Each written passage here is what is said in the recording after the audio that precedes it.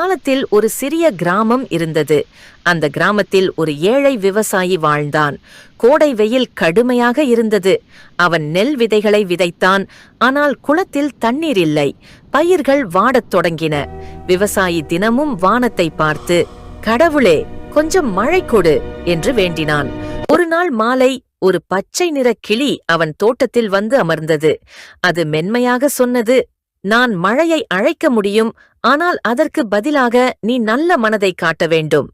விவசாயி கேட்டான், எப்படி? கிளி சொன்னது, நாளை நீ அறுவடை செய்த முதல் கொத்து நெல்லை பசியுள்ள ஒருவருக்கு கொடு. விவசாயி சம்மதித்தான். அந்த இரவு வானம் கருமையாகி மழை பொழிந்தது.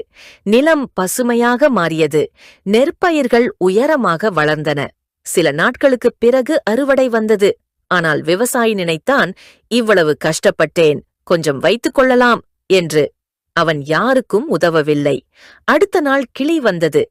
எதுவும் சொல்லாமல் சோகமாக பறந்து சென்றது.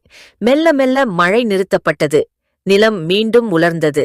அப்பொழுது விவசாயி உணர்ந்தான், நன்றி மறந்தால் நன்மையும் விலகும் என்று. ஆனால் அது புரிய மிகவும் தாமதமாகிவிட்டது.